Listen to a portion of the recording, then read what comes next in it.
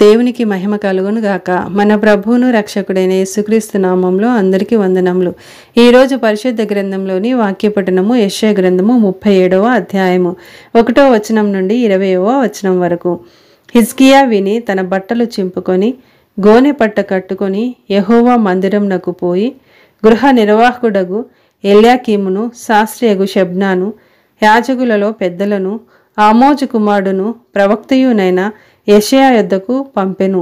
వీరు గోనెపట్ట కట్టుకొనిన వారై అతని యొద్దకు వచ్చి అతనితో ఇట్లనిరి, హిజ్కియా సెలవిచ్చినదేమనగా, ఈ దినము శ్రమయు శిక్షయు దూషణయు గల దినము. పిల్లలు పుట్టవచ్చరి గాని కనుటకు శక్తి చాలదు. జీవము గల దేవుని దూషించుటకై అశ్షూరు రాజైన తన యజమాని చేత పంపబడిన రబ్షాకే పలికిన మాటలు నీ దేవుడైన యెహోవా ఒకవేళ ఆలకించి నీ దేవుడైన యెహోవాకు వినబడియున్న ఆ మాటలను బట్టి ఆయన అశ్షూరు రాజును గద్దించునేమో. కాబట్టి నిలిచిన శేషము కొరకు నీవు హెచ్చుగా ప్రార్థన చేయము. రాజైన హిజ్కియా సేవకులు యెషయా యొద్దకు రాగా యెషయా వారితో ఇట్లనెను, మీ యజమానునికి ఈ మాట తెలియజేయుడి. యెహోవా సెలవిచ్చినదేమనగా, అశ్షూరు రాజు సేవకులు నన్ను దూషింపగా నీవు వినిన మాటలకు భయపడవద్దు. అతనిలో ఒక ఆత్మను నేను పుట్టింతును. వదంతి విని తన దేశమునకు వెళ్ళిపోవును. అతని దేశమందు ఖడ్గము చేత అతనిని కూలచేయుదురు.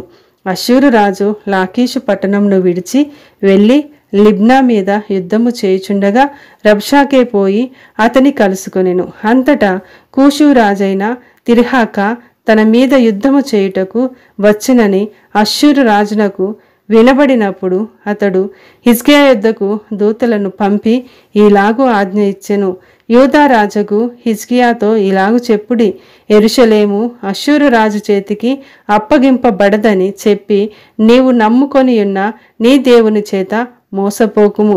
అశ్షూరు రాజులు సకల దేశములను బొత్తిగా నశింపచేసిన సంగతి నీకు వినబడినది కదా, నీవు మాత్రము తప్పించుకొందువా? నా పితరులు నిర్మూలము చేసిన గోజాను వారు గాని హారాను వారు గాని రెజేపులు గాని తెలస్సారులో నుండిన ఏదేనీయులు గాని తమ దేవతల సహాయము వలన తప్పించుకొనిరా.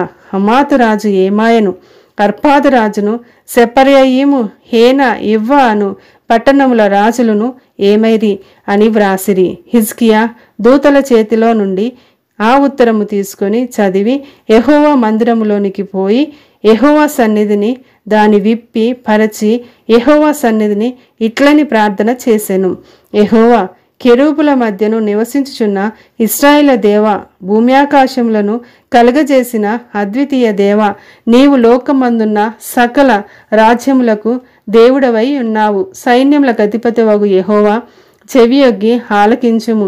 యెహోవా కన్నులు తెరచి దృష్టించుము. జీవము గల దేవుడవైన నిన్ను దూషించుటకై సన్హెరీబు పంపిన వాని మాటలను చెవిని బెట్టుము.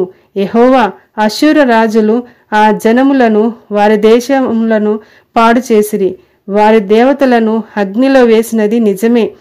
ఆ రాజ్యముల దేవతలు నిజమైన దేవుడు కాక మనుషుల చేత చేయబడిన కర్రలు రాళ్ళు గాని దేవతలు కావు గనుక వారు వారిని నిర్మూలము చేసిరి.